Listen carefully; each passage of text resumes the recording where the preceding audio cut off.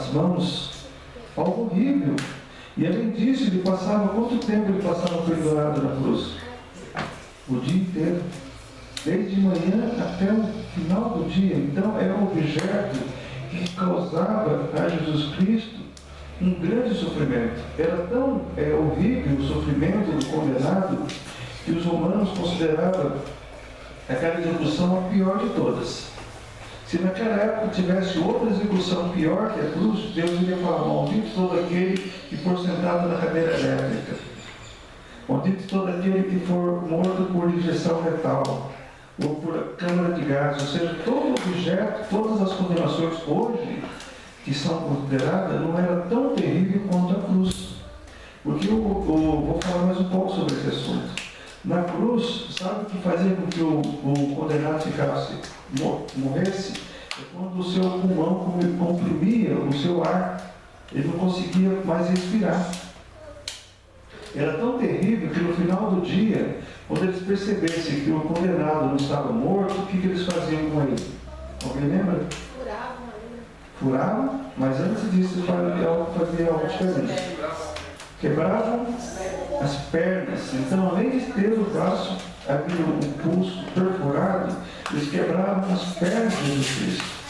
O texto fala que quando foram até Jesus Cristo, tinha mais dois do lado dele, ali condenado. Quando foram até Cristo, falaram: ele já está morto, não precisamos mais quebrar as pernas dele. Então nós temos essa grande verdade acerca do sofrimento de Jesus Cristo. A morte por cruz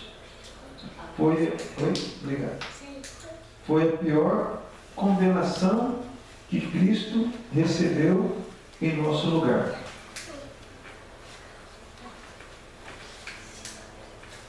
Dá para falar mais um pouco sobre a crucificação? Era um objeto de sofrimento ou não? Símbolo de sofrimento? Será que alguém sofreu mais que nosso Senhor Jesus Cristo? E o pior de tudo, ele era inocente. Imagine vocês pagar por uma condenação que você não cometeu, por um crime que você não cometeu. Esses dias atrás tem uma matéria de um senhor que ficou preso por 30 dias. Ele foi confundido com outra pessoa que mora lá em Mato Grosso, foi preso aqui no Paraná. E ele tinha o mesmo nome da pessoa, só que depois foram conferir, houve um erro muito grande, e por 30 dias ele foi preso. Mas tem pessoas que estão presas e ficaram presas por anos, sem pagar, sem ser o culpado. Mas Cristo, ele pagou o preço, ele estava ali sendo culpado por todos o pecado, por todo o pecado da humanidade. Mas também tem uma terceira palavra, qual que é a última palavra? Mal? Por que maldição? Será que já podemos pensar nesse assunto? Vamos ler um texto bíblico para poder confirmar isso. Dois textos, Deuteronômio 21, 22 e 23. Pode passar lá, Kera. Deuteronômio 21, 22 diz: se alguém houver pecado, vamos pedir para alguém ler, me ajudar aqui, ainda não estou conseguindo falar dele. Lê para lá, Claudinha, 22. Se alguém houver pecado possível da pena de morte, e tiver sido morto, eu o pendurares no madeiro. Isso. Vamos voltar um pouquinho no versículo, só para entender ali. Se alguém houver pecado que seja de pena de morte passível, né? A condenação seja pena de morte, pode continuar agora.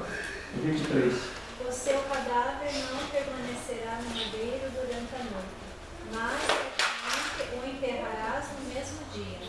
Porquanto o que for pendurado no madeiro é maldito de Deus. Assim, não contaminarás a terra que o Senhor teu Deus te dá em herança. Então, por que era maldição? Ele era maldito de Deus. Então, Deus estava considerando a pessoa que estava sendo condenada ali à morte, no madeiro, como maldito. E quem era essa pessoa? O seu filho? Não. Era toda a humanidade. Porque lá em Gálatas, capítulo 3, no outro texto, que para outra pessoa ler também, Gálatas 3:13. Outra pessoa pode ler. Vamos lá, pode ser a Rosemary. Cristo nos resgatou da maldição da lei, fazendo-se Ele próprio maldição em nosso lugar. Porque está escrito: maldito todo aquele que for pendurado em madeiro. Então, Paulo estava citando o texto de Deuteronômio. Veja que relação perfeita ele fez.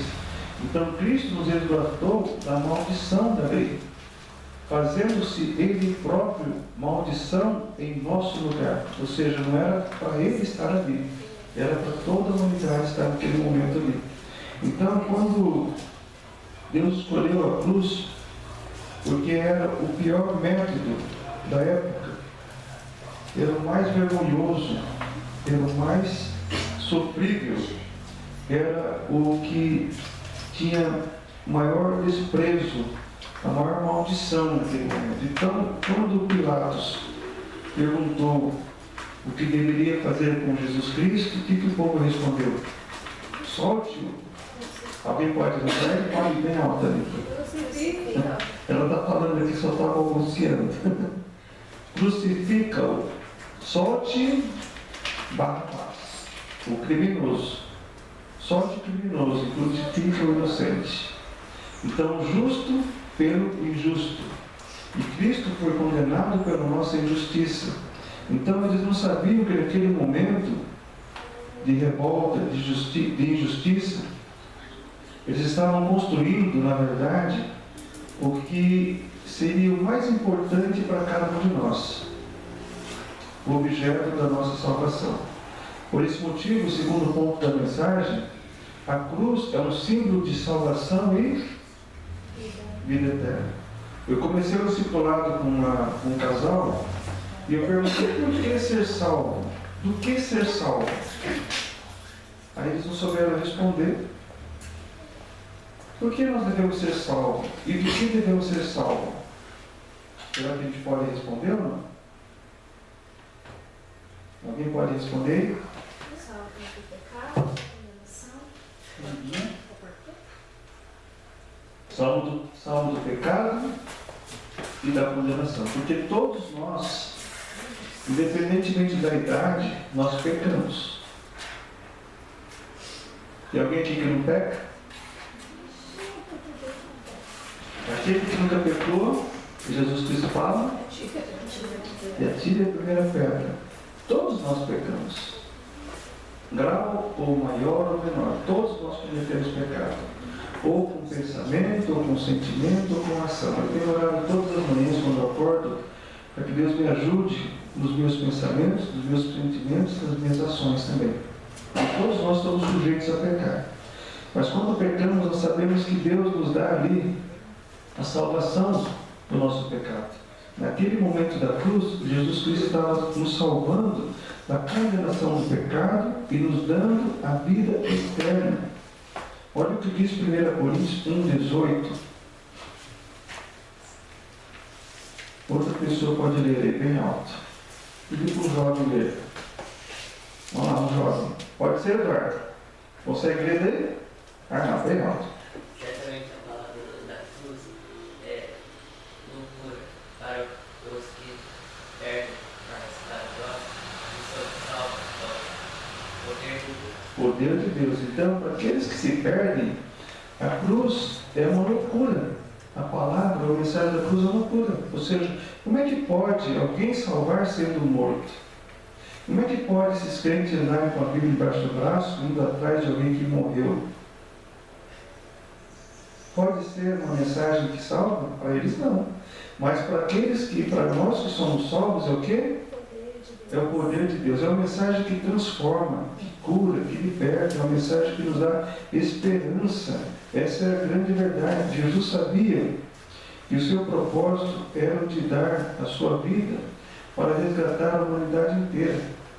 Então, todos que aqui estão nessa manhã, todos nós, indistintamente, nós temos essa mensagem. Ela é para nós um símbolo de salvação e vida eterna. Porque um dia nós todos vamos morrer. Mas quem crê em Cristo tem a vida eterna. O que diz João 3,16? Alguém lembra de cor? Porque Deus amou o mundo de tal maneira que deu o seu Filho unigênito, para que todo aquele que nele crê não pereça, mas tenha a vida eterna. O que é a vida eterna? Algo que não tem fim. Se aqui a gente tem um período de tempo nessa terra, a Bíblia fala que o homem tem um período de tempo de até 120 anos, alguns vivem 80, 90. E conhece alguém com mais de 100 anos aqui ou não? Conhece? Conheci uma pessoa que está mais 100 anos. Na verdade, a gente não tem visto ela. Mas já tem mais 100 anos, que é a sogra do meu irmão. Está com mais 100 anos. Mas ela já não anda direito. Ela já não consegue mais se alimentar direito. Tem que tomar banho, alguém tem que estar banhando, tem que trocar fralda. Tudo isso. A minha irmã cuida, uma de 102 anos. Sim? Olha só. Cuida, ela também, igual você falou, ela troca, ela dá banho, ela dá comida. E na eternidade, como é que vai ser? Será que as pessoas que morrem assim em Cristo vão ser assim também na eternidade? Não. Eu me lembro quando meu filho André teve a perna amputada, todos conhecem meu filho André, né? Teve a perna amputada. O meu neto perguntou, vai nascer de novo outra perna? Papai. Todos os brinquedos que ele ganhava, aqueles Homem-Aranha, né? Aqueles Hulk, tiravam uma perninha. Meu herói era assim. E lá no céu vai ser perfeito. No céu não vai precisar mais fazer transplantes dentários. No céu não vai precisar mais usar bengala, né? Remédio, metformina, nefidipina, captopril. Captopril acho que não usa mais, né? Não vai precisar mais de medicamento de uso contínuo. Nós vamos ter até, nem vai precisar de sol, nem de lua. Deus é o próprio sol. Amém? A Bíblia fala sobre isso. Então, nós sabemos que tudo isso é o símbolo de salvação e vida eterna. A vida eterna não tem fim. Se está bom aqui, né? Se temos hoje jovens aqui tão lindas como a adulta, né? Está na flor da idade, no céu vai ser mais bela ainda. Sabia? Nós seremos mais bonitos ainda no céu, mais lindos ainda. Porque a Bíblia fala que não há imperfeição no céu. Então, isso que diz a Bíblia, irmãos. Não quero devagar nessa mensagem, mas por que a cruz? João 3:13, João 3:14 e 15, um outro texto. Por que é necessária a cruz? Vamos lá, outra pessoa pode me ajudar na leitura. Vamos lá, pessoal. Meninos, Ela na projeção, pode ver na projeção mesmo. Calma. E do modo por que Moisés levantou a serpente no deserto, assim importa que o Filho do Homem seja levantado, para que todo aquele que nele crê tenha a vida eterna. Então, o que acontece? Quando Moisés levantou a serpente no deserto, e todas as pessoas que eram mordidas pela serpente e não olhavam para a cruz, para aquela serpente, eles morriam. Então eles tinham que olhar para aquela serpente para ser curado. E da mesma forma como Moisés levantou a serpente no deserto, era necessário que Jesus fosse levantado. Foi levantado na cruz, e todo aquele que nele crê, olhar para ele, será salvo. Billy Graham, que foi um grande evangelista, quando ele, antes de morrer, pregava, falava assim: sim, Senhor, me mostre a cruz e de lá eu vou encontrar o caminho de casa. Então, quando você olha para a cruz, você vai olhar para o objeto da sua salvação, da sua vida eterna. E outro texto também que fala, não vamos ler, são muitos textos. Marcos 8:31 diz que Jesus iria sofrer, seria morto, iria ressuscitar. Mas algo muito interessante se encontra em Atos 2:23, 1 Pedro 1:20, mas o versículo que eu quero ler é Apocalipse 13:8. Aqui fala que Jesus Cristo ele foi morto antes de nascer.